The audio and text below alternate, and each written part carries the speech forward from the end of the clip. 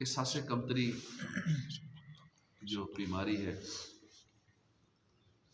दुनियावी हिसाब से तो एहसास कमतरी दुरुस्त नहीं है, और उखरवी मामलात के हवाले से, नेकियों के हवाले से एहसास कमतरी होना ज़रूरी है कि मेरी नेकियां कम हैं, गुनाह ज़्यादा हैं, फ़लाँ बंदा ज़्यादा नेक है, ये तो दुरुस्त है, इसका हुक्म भी है। लेकिन ये सोचना कि उसके पास माल ज़्यादा, मेरे पास कम, उसके पास फ़लाँ चीज़ ज़्यादा, मेरे पास कम, दुनियावी मामलात में एहसास कमतरी, फ़लाँ ज़्यादा ज़हीन है, मैं उससे कम, ये दुरुस्त नहीं है।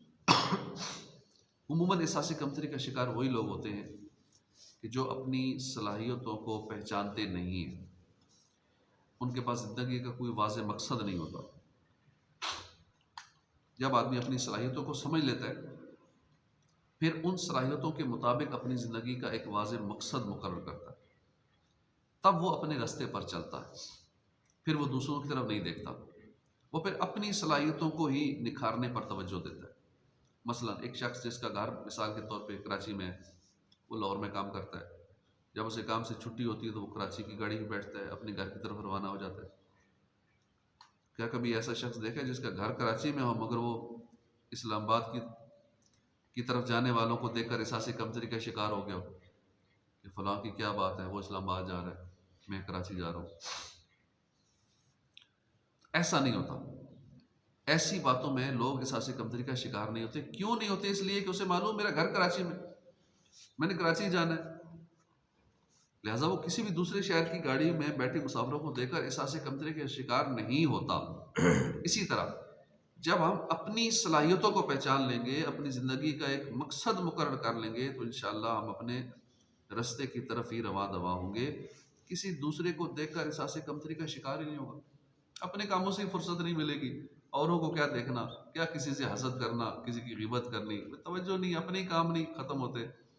अपनी सलाहियतें देखे, अपना को वाज़ेह मकसद बनाएं, क्योंकि हमारी बेमकसद ज़िंदगी गुजर रही होती है। बस हम एक काम में लगते हैं तो बस उसी में लगे रहते हैं। मोबाइल खोला है तो बस उसी में, व्हाट्सएप खोला है तो सारा टाइम व्हाट्सएप में गुजर गया, फेसबुक खोली है तो बस उसी से पता नहीं चलता कि आगे से आगे निकल जाते हैं, यूट्यूब में, टिकटॉक में तो बस उंगली घुमाते ही रहते हैं, घंटों उसी पे ज़ाया कर देते हैं। वजह यह है कि हमें उसको कोई मकसद नहीं है, टाइम मैनेजमेंट नहीं है, एहसास नहीं है मैंने करना क्या है। लेकिन हर चीज़ का एक टाइम होना चाहिए। अगर मोबाइल को वक्त देना भी है ज़रूरी चीज़ों, पहले तो एक मकसद बना लें कि मेरा असल मकसद क्या है, इबादत के हवाले से मैंने क्या करना है, रिज़्क़ हलाल के हवाले से क्या करना है, सीखने के हवाले से क्या करना है, दीनी मामलात, दुनियावी मामलात मैंने सीखने हैं, तो अब सीखने के लिए मैंने वक्त कितना देना है। अच्छा, उस वक्त में फिर सारी चीज़ें शामिल रखनी है, अपने बाल बच्चों को भी वक्त देना है, वालिदैन है तो वालिदैन को भी टाइम देना है, और दीगर सारे मामलात उसमें फिर जो प्रायोरिटीज़ हैं, तरजीहात हैं, उनको फिर वाज़ेह करना है कि मैंने ये काम टॉप पे रखने हैं, ये मेरी प्रायोरिटीज़ में है। वालिदैन को लाज़मी टाइम देना है, खुश रखना है, खिदमत करनी है। फिर उसके बाद अपने बीवी बच्चों का ख्याल भी रखना है, उनके लिए रिज़्क़ हलाल भी कमाना है, लोगों की मोहताजी से बचाना है, वक्त भी देना है, तरबियत भी करनी है। उसके बाद मैंने अपनी इबादत का सिलसिला भी करना है, उसके लिए वक्त भी निकालना है, ज़िक्र व अज़कार, नवाफ़िल, दुरूद पाक, नमाज़ें, तहज्जुद, इशराक़ व इफ्तार, अवाबीन, ये सारा भी अपने स्केड्यूल में शामिल करना है। फिर फ़राइज़ उलूम सीखने का सिलसिला भी अपने जदवल में लाज़मी रखना है। फिर रिज़्क़ हलाल कमाने के जो फ़ौरी ज़राए हैं ताकि निज़ाम घर का चलता रहे, किचन का सिस्टम चलता रहे। फिर दीगर उसके अलावा एक्स्ट्रा अगर कुछ सीखना है, सिखाना है तो उसके मुताबिक करें। अब उसके हिसाब से अपनी सारी एक्टिविटीज़ तरतीब दे कि अगर मैंने अब मोबाइल पे अगर व्हाट्सएप यूज़ करना है तो कितना करना है, कितनी देर करना है। अगर मैंने कुछ और यूज़ करना है, कुछ देखना है, वीडियोज़ देखनी है, मैंने कितनी देर करना है। जैसे वो टाइम पूरा हो जाए कि मिसाल तौर पे मैंने व्हाट्सएप के लिए 10 मिनट रखे हुए थे, 20 मिनट या फलां टाइम रखा हुआ था। अगर हर वक्त ही इसके लिए रख लेंगे ना तो फिर समझो इसी के हो गए। इसके लिए मखसूस टाइम रखा जाए, इसको भी ब्रेक दी जाए। जैसे गाड़ी पार्क करते हैं ना, तो इसको भी पार्क करना चाहिए कहीं, कुछ देर के लिए एक टाइमिंग फिक्स हो। वरना तो मैसेजेस ही सैकड़ों ग्रुपों में लोग शामिल होते हैं, सैकड़ों हज़ारों मैसेज आ रहे होते हैं। एक दिन मैसेज ना चेक करो तो 3-3, 4-4, 10-10 हज़ार मैसेज आए होते हैं। तो इसमें तो फिर बंदा ऐसा खोता है कि जो उसको असल मकसद ही ज़िंदगी का भूल जाता है कि मेरा मकसद क्या था, मैंने करना क्या था, क्या अचीवमेंट्स थी, 2024 में मैंने क्या-क्या पाना था, क्या करना था, वो सारी उसे भूल जाता है। फिर साल गुज़र जाता है, पता नहीं लगता, टाइम तो ज़ाया हो गया। ना कुछ सीखा है, ना दीन कमाया, ना दुनिया कमाई, नुकसान ही किया। तो यूँ अपने सारे मामला तय कर लिए जाएँ कि कि मैंने किस चीज़ के लिए कितना वक्त देना है। जब वो वक्त हो जाए बस उसको ब्रेक दी जाए। हमारी ये होता है कि हम बाज़ होते नमाज में, ख्याल कहीं और होता है, होंगे दफ्तर में, ख्याल घर में, होंगे घर में, ख्याल दफ्तरी कामों में, ख्याल कारोबार में। हम जहाँ प्रेजेंट होते हैं वहाँ हम होते नहीं हैं, मेंटली वहाँ नहीं होते। जहाँ फिजिकली होते हैं वहाँ मेंटली नहीं होते। जहन कहीं और होगा, वहाँ होंगे तो जहन इधर होगा। तो इसलिए हम किसी चीज़ को एंजॉय नहीं कर पाते। कोई वाक कर रहे हैं तो वाक में दिमाग उस वाक में हो, खाना खा रहे हैं तो पूरा दिमाग खाने में हो, वरना नुकसान होगा। खाना खाते हुए अगर दिमाग कहीं और होगा, अब वो जो हाजम लुआब बनता है, वो मुंह से लुआब जो हजम करता है खाने को और हमें फ़ायदा पहुंचाता है, वो नहीं बनेगा क्योंकि तवज्जो किसी और तरफ है। तो हम खाना खाते हुए भी दिमाग कहीं और, कोई और काम करते हुए दिमाग कहीं और, यहाँ तक कि नमाज पढ़ते हुए दिमाग कहीं और।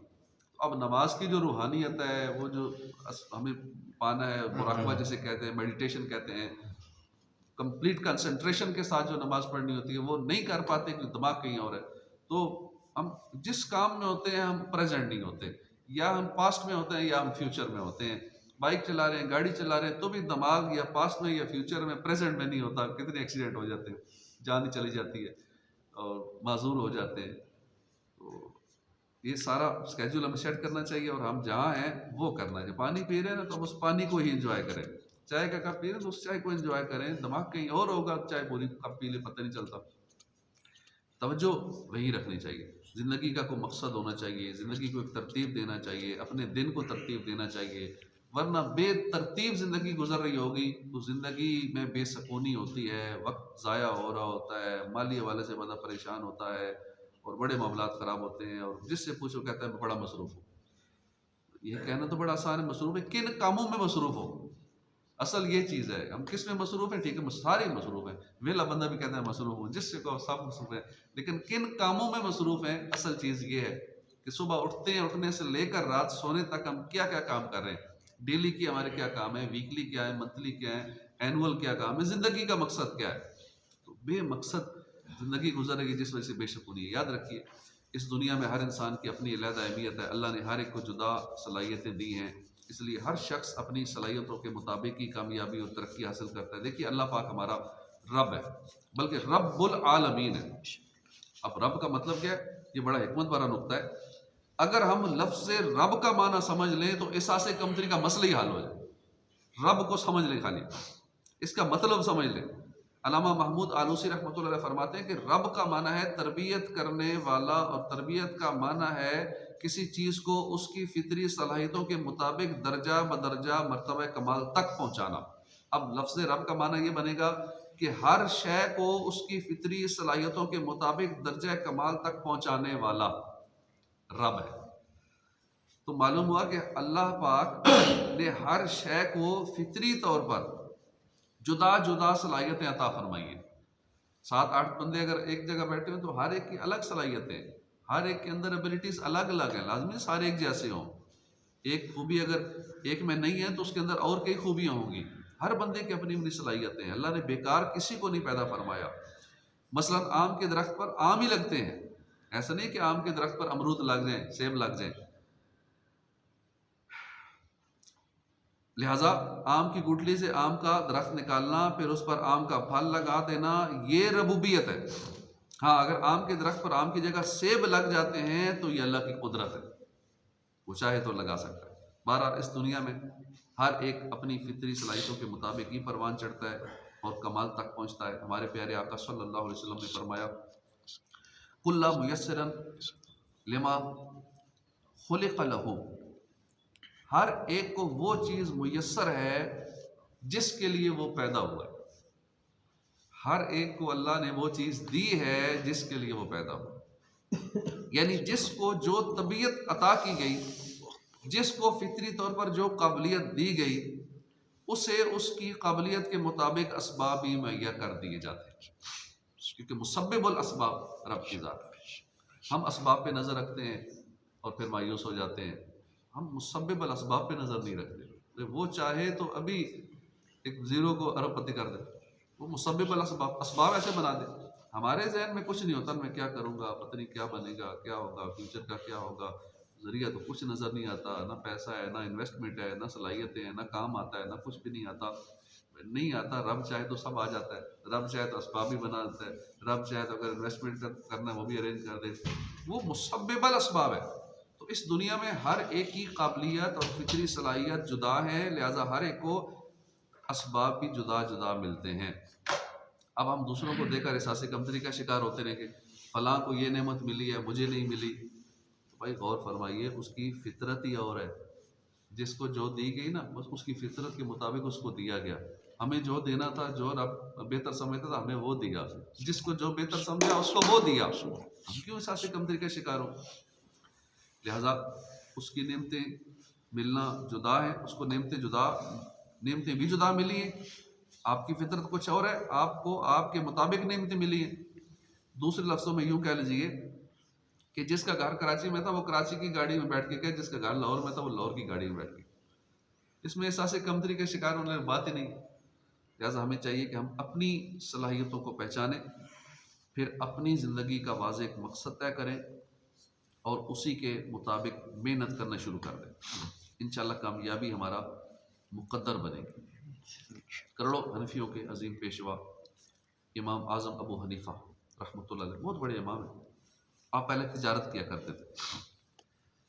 एक रोज़ इमाम शाबी रहमतुल्लाह अलैह आपकी मुलाकात के लिए आए, उनसे मुलाकात हुई। इमाम शाबी ने जब इमाम आज़म की ज़हानत देखी तो आपको इल्म दीन सीखने और उलमा की सोबत में बैठने का मशवरा दिया। बस यही मौका था कि इमाम आज़म अबू हनीफ़ा ने ख़रीदो फ़रोख्त को छोड़ा और इल्म दीन सीखने में मसरूफ़ हो गए। बहुत बड़े बिजनेसमैन थे, बड़े बड़े कंटेनर आते थे इनके, इंपोर्ट एक्सपोर्ट का काम था इमाम आज़म का, बड़े लेवल का कपड़े का कारोबार था। कि जब उन्होंने देखा, इन बुजुर्गों ने, इमाम शाबी ने मुलाकात की कि आप इतने ज़हीन हैं और आपसे इल्म दीन सीखना शुरू कर दिया और उलमा की सोबत में बैठने का मशवरा भी दे दिया। बस वो मौका था, इमाम आज़म ने बिजनेस छोड़ दिया, सब कुछ छोड़ दिया और सिर्फ इल्म दीन में सीखने सिखाने में मसरूफ़ हो गए। कुछ ही अरसे में आप उस मकाम पर पहुंचे, यानी इल्म दीन सीखने में लग गए और बाकी जो मामलात खरीदो फरोख्त के उसमें बिजी थे वो छोड़ दिए। कुछ ही अरसे में उस मकाम पर पहुंचे कि अपने ज़माने के सबसे बड़े मुफ्ती इमाम आज़म थे, सबसे बड़े इमाम और मुज्तहिद ये इमाम आज़म। इमाम बुखारी रहमतुल्लाह अलैह इल्म हदीस के बहुत बड़े इमाम हैं। आपकी लिखी हुई हदीस पाक की मशहूर किताब है बुखारी शरीफ, बहुत बुलंद रुतबा किताब है। इमाम बुखारी की उम्र मुबारक 10 साल की थी जब आपको अपनी सलाहियतों की पहचान हो गई। अब हमें पहचान नहीं होती, सारी ज़िंदगी पता नहीं लगता कि मेरे अंदर कौन सी सलाहियतें हैं और मैंने करना क्या है, पता नहीं लगता। कईयों को जाकर 30-40 साल बाद पता लगता है मेरे अंदर तो ये सलाहियत थी और मैं किन कामों में टाइम वेस्ट करता था। मैं तो MSc केमिस्ट्री करता रहा, तो मेरे अंदर तो ये इस सब्जेक्ट की थी क्वालिटी और मैं किन कामों में लगा रहा। मैं तो फलां सब्जेक्ट में मास्टर PhD और सारी ज़िंदगी 25-30 साल लगा दिए उस काम में, मैं तो उसके लिए था ही नहीं। मेरा तो पैशन और प्रोफेशन कुछ और था, टाइम मैंने कहीं और ज़ाया कर दिया। यानी अपनी सलाहियतों को पहचानते नहीं है। कैरियर काउंसलिंग हमारे यहाँ इसका तस्वर ही नहीं है, वरना कई ममालिक में बचपन ही से कैरियर काउंसलिंग होती है। बच्चे को पहचान जाते हैं कि इस बच्चे का रुझान किस तरफ है, अब उस बच्चे को उसी तरफ लगाते हैं, उसका टाइम वेस्ट नहीं करते। बस बच्चे में जो उसका जहन हो, जो उसके अंदर क्वालिटीज़ हो, जैसा उसका दिमाग हो, जो वो करना चाहता हो, जिन कामों में खुश होता है, वो बचपन ही से उस काम में लगाना होता है। हम ज़बरदस्ती कहते हैं फलां काम में पैसा ज़्यादा है, चलो जी तुमने ये करना है, तुमने ये बनना है, तुमने प्री इंजीनियरिंग करनी है, तुमने प्री मेडिकल में एडमिशन लेना है, तुमने ये पायलट बनना है, तुमने ये फलां बनना है। बस ज़बरदस्ती उस पर थोप देते हैं। ये नहीं देखते कि बच्चे के अंदर कौन से रसीम थे, इसका पैशन क्या था, इसका शौक क्या था, या इसके अंदर की सलाहियतें क्या हैं। ये बगैर पहचाने बच्चों की ज़िंदगी ज़ाया कर देते हैं और वालिदैन अपना पैसा भी ज़ाया कर देते हैं। 25-30 साल स्कूलों कॉलेजों यूनिवर्सिटी में लगा के पैसा पता लगता है, इसका शौक ही नहीं इस काम का। उम्र भी ज़ाया हुई, टाइम ज़ाया हुआ, पैसा भी ज़ाया हुआ और बेचारा फिर बाद में एहसास कमतरी का शिकार भी हो जाता है, यार मेरे साथ हुआ क्या, कि मेरे वालिदैन की गलती सारी, इन्होंने मेरे साथ ऐसा किया। तो ये कैरियर काउंसलिंग ये बचपन ही में होनी चाहिए और उसके मुताबिक उसी ट्रैक पे बच्चे को चढ़ाना चाहिए, उसका टाइम ज़ाया नहीं करना चाहिए। तो इमाम आज़म अबू हनीफ़ा को भी पता लगा कि मेरे अंदर तो ये सलाहियत है कि ज़हीन हूँ और उलमा मेरे बारे में ये कह रहे हैं बड़े बड़े, तो आपने छोड़ा वो सारा काम। मैं इसके लिए नहीं हूँ, बिज़नेस के लिए, मैं तो इस काम के लिए था। आज तक देख लें हम इमाम आज़म अबू हनीफ़ा के फॉलोअर्स पूरी दुनिया में कितने ज़्यादा हैं और किस लेवल के इमाम बने कि इमाम आज़म के लक़ब से मशहूर सबसे बड़े मुज्तहिद। तो 10 साल की उम्र थी इमाम बुखारी की, तो आपने कैरियर काउंसलिंग के मुताबिक अपनी सलाहियतों को पहचान ली, चुनांचे आपने मेहनत करना शुरू की। अभी आपका बचपन था, आपने 70,000 अहादीस ज़ुबानी याद कर ली। हुजूर मुहद्दिस आज़म पाकिस्तान मौलाना सरदार अहमद साहब रहमतुल्लाह अलैह बुलंद रुतबा हस्ती हैं। आप FA के तालिब इल्म थे। एक रोज़ लाहौर की जामे मस्जिद वज़ीर ख़ान में एक जलसा हुआ। उस जलसे में आला हज़रत के शहज़ादे मौलाना हामिद रज़ा ख़ान साहब तशरीफ़ लाए, मुहद्दिस आज़म पाकिस्तान, जो उस वक्त छोटी उम्र में थे। आप भी उस जलसे में शरीक हुए। इस मौके पर आपको शहज़ादा आला हज़रत मौलाना हामिद रज़ा ख़ान रहमतुल्लाह अलैह की ज़ियारत करने और हाथ मुबारक चूमने की सआदत नसीब हुई। अब वली कामिल की ज़ियारत की बरकत थी कि मौलाना सरदार अहमद साहब के दिल की दुनिया बदल गई। जलसे के बाद आप मौलाना हामिद रज़ा ख़ान रहमतुल्लाह अलैह की खिदमत में हाज़िर हुए। अर्ज़ किया कि अब मुझे दुनियावी इल्म में दिलचस्पी नहीं रही, मैं इल्म दीन पढ़ना चाहता हूँ। हुज्जतुल इस्लाम रहमतुल्लाह अलैह आपको अपने साथ बरेली ले गए, वहीं आप इल्म दीन सीखते रहे। फिर वो वक्त भी आया कि मौलाना सरदार अहमद साहब रहमतुल्लाह अलैह मुहद्दिस आज़म पाकिस्तान बन गए और इस लक़ब से आज तक मशहूर है और इल्म व अमल में बुलंद रुतबा हासिल किया। मुहद्दिस आज़म पाकिस्तान का मज़ार मुबारक पंजाब के शहर फैसलाबाद में। तो जिसकी जैसी फितरत है ना, उसे वैसे ही असबाब मुयस्सर आ जाते हैं। लिहाजा हमें चाहिए कि हम दूसरों के साथ अपना कंपैरिजन ना करें। हम जो मुआजना करते रहते, मैं यूँ फलां यूँ, मैं ऐसा वो ऐसा, ये कंपैरिजन छोड़ दें। हाँ, कंपटीशन करें कि मैंने आगे बढ़ना है नेकियों में, खासकर नेकियों में कंपटीशन, आगे बढ़ना है। जब बिलफर्ज दुनियावी मामलात में भी आगे बढ़ना है तो फिर आगे बढ़े ना, ये ना कहें किसी दौलत छीन जाए और फिर मैं आगे बढ़ूँ। ठीक है, इसे भी अल्लाह और अता करे, मैंने भी इसे आगे बढ़ना है। इसने 1 करोड़ कमाया, मैंने 2 करोड़ कमाना है। ये नहीं कि 1 करोड़ छीन जाए, लुट जाए, तबाह हो जाए, ये तो हसद हो जाएगा उस बंदे से। बगैर हसद किए कंपटीशन करें, आगे बढ़े, मुकाबला करें, मुआजना ना करें। मुआजना करने जाएंगे तो फिर इसकी तो फलां चीज़ अच्छी है, मेरे अंदर ये है, इसके तो माल ज़्यादा है, मेरे पास थोड़ा है, इसका ये। इस कंपैरिजन में जहाँ हम पड़ जाते हैं, सारा सिस्टम ही ख़राब हो जाता है, सुकून बर्बाद हो जाता है, टाइम वेस्ट होता है, एहसास कमतरी का शिकार हो जाते हैं, डिप्रेशन में चले जाते हैं, एंग्जाइटी में चले जाते हैं और तरह तरह के मसाइल और बीमारियाँ और फिर मेंटल प्रॉब्लम शुरू हो जाते हैं। तो अपनी सलाहियतों को पहचानें, इस दुनिया में अपनी जुदा अहमियत को समझें और उसी के मुताबिक आगे बढ़ने की कोशिश करें। अगर हम खुद को पहचान लें ना, अपनी सलाहियतों को समझ लें, तो इंशाअल्लाह एहसास कमतरी से बच जाएंगे। अल्लाह पाक हमें अमल की तौफीक अता फरमाए। एहसास कमतरी का शिकार हो जाने की तीसरी बड़ी वजह है खुश फहमी। एहसास कमतरी का शिकार होने वाले अक्सर लोग बहाने खोर होते हैं। वो चाहते हुए भी ना चाहते हुए भी अपनी सुस्ती काहली के सामने एहसास कमतरी की आड़ लगा देते हैं। यानी हकीकत में ये पूरी तरह मेहनत नहीं कर रहे होते। जब मेहनत नहीं करते तो जाहिर है कामयाबी नहीं मिलती। जब कामयाबी नहीं मिलती, एहसास कमतरी का शिकार हो जाते हैं। एहसास कमतरी का शिकार कई लोग ये कहते सुनाई देते हैं, जरा मैंने बड़ी मेहनत की मगर मुझे वो मकाम नहीं मिला जिसका मैं अहल था। ऐसे लोग जैसी मेहनत करते हैं, उसका अगर बारीक नज़र से जायज़ा लिया जाए तो पता चलेगा कि हकीकत में ये लोग पूरी तरह मेहनत करते ही नहीं, इसलिए नाकाम रह जाते हैं। बाज़ इस्लामी भाई मुबल्लिगीन को देखकर एहसास कमतरी का शिकार हो रहे होते हैं। मसलन फ़लाँ जो है वो बहुत ज़बरदस्त बयान करता है, मुझे तो दर्स भी देना सीधा नहीं आता। फ़लाँ जो है वो जहाँ जाते हैं वो धूम मचा देते हैं हर काम की, और मैं ये नहीं कर पाता।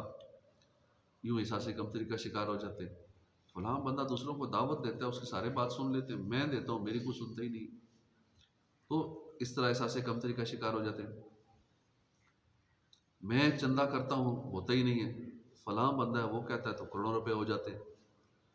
तो अब अगर थोड़ा बारीकी से देखा जाए कि जो काम हम कर रहे हैं, जिस वजह से हम एहसास कमतरी का शिकार हो रहे हैं कि मैंने ये किया, रिजल्ट नहीं मिला, अब क्यों नहीं मिला, काम के तरीक़ेकार पे गौर किया जाए कि दावत देने का अंदाज़ क्या था, कॉन्फिडेंस था नहीं था, अंदाज़ क्या था, अल्फाज क्या थे, कैसे दिया, किसको दिया, कितना टाइम लगाया, कितनी बार मिले, ये सारी चीज़ें काउंट होती हैं।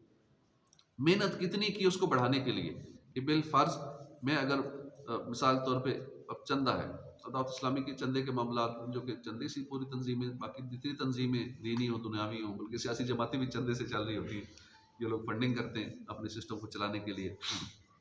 ये अलग बात है कि वो खूब याशियों पे उड़ाते हैं, जलसों पे उड़ाया, करोड़ों रुपए एक एक जलसे पे लगा दिया, और दीनी लोग ज़रा सोच समझ के फिर खर्च करते हैं, शरीयत के मुताबिक खर्च करते हैं। तो अब चंदा करने वाले ऐसे भी कुछ नसीब है कि रोज़ाना लाखों करोड़ों रुपए चंदा करते हैं, अब वो भी तो कर ही रहे हैं। और सबसे ज़्यादा चंदा देने का रुझान भी पाकिस्तान में, पूरी दुनिया का सर्वे किया जाए तो पाकिस्तानी इनके अंदर चैरिटी करने का सबसे ज़्यादा सिस्टम है, और देते भी हैं। एक बंदे का इंटरव्यू में सुन रहा था, उसने 10 करोड़ रुपया सिर्फ मोबाइल सिम का मर्जी का नंबर लेने पे लगाया।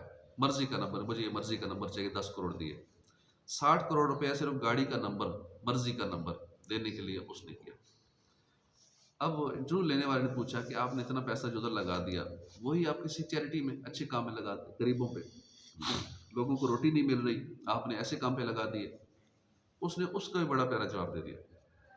उसने कहा कि मैं चूंकि फलां मुल्क में मैं होता हूँ, और उस मुल्क में मैंने ये दिए, ये पैसे 60 करोड़ रुपया सिर्फ गाड़ी का नंबर, की मेरी मर्जी का नंबर, और मेरी मर्जी का नंबर इसलिए दिया कि उस मुल्क में जब मैंने नंबर अपनी मर्जी का लिया तो उन्होंने वो मेरा पैसा 60 करोड़ रुपया उसका हॉस्पिटल बनाया, गरीबों के लिए बनाया। मेरे दो काम हो गए, मुझे मेरी मर्जी का नंबर मिल गया और मेरे पैसे से गरीबों का फ़ायदा हो गया। ये मेरी दोनों नीयतें थी कि मुझे पता था मेरा पैसा यहाँ लगना है। इसी तरह अगर 10 करोड़ रुपया नंबर पे लगाया तो मुझे मेरी मर्जी का नंबर ही मिल गया, मेरा एक काम भी हो गया, और दूसरा काम मेरी नीयत थी कि इन्होंने इस काम को गरीबों पे लगाना है, उधर ही लगाना है। तो जहाँ ये इस तरह का सिस्टम होता है जिन ममालिक में, हमारे यहाँ तो वो ख़जाने में जाता है सरकारी में, तो उसके बाद फिर तकसीम हो जाता है, ही नहीं है गरीब कहाँ पहुँचता है। जहाँ लोगों को पता होता है कि यहाँ सही जगह लगना है, तो वहाँ लोग करोड़ों देते हैं, और यूँ भी देते हैं, इस अंदाज में देते हैं, एक एक बंदा करोड़ों अरबों दे देता है। अब गुजरात के करीब मस्जिद बनी है, उस पर तकरीबन 20 करोड़ या 20 अरब, कुछ दिन पहले मैंने जिक्र किया था, 22 अरब एक बंदे ने लगाया। गांव में मस्जिद, शहर में भी नहीं, गांव में मस्जिद, एक बंदे ने 22 अरब रुपया लगा दिया। इसका मतलब हैं लोग देने वाले, सिर्फ हम जाएं, मुलाकात करें, राब्ते करें, सोशल मीडिया पे राब्ते करें, या जिस तरह कर सकते हैं हम कोशिश करें, और फिर देखें कोशिश अगर नहीं हो रहा तो इसका मतलब कोशिश में कोई वीकनेस है, कोई कमी है, उस कमी को पूरा करें, तो हो जाते हैं करोड़ों अरबों, हो जाते हैं। लोग कर ही रहे हैं, निज़ाम चल ही रहा है, तंजीमों का, सिलाने वाले उनका भी चल रहा है, दीगर भी हैं, सबका चल ही रहा है, और फंडिंग से चल रहा है। तो अल्लाह पाक हमें सही कोशिश करने की तौफीक अता फरमाए। तो असल है कोशिश, असल चीज़ है कि हम कोशिश कैसी कर रहे हैं, फिर कामयाबी मिलती है। जो कोशिश नहीं करता फिर वो कामयाबी नहीं मिलती, और फिर वो एहसास कमतरी का भी शिकार हो जाता है। अल्लाह पाक हमें तौफीक अता फरमाए। आमीन बिजाह नबी अमीन सल्लल्लाहु अलैहि वसल्लम।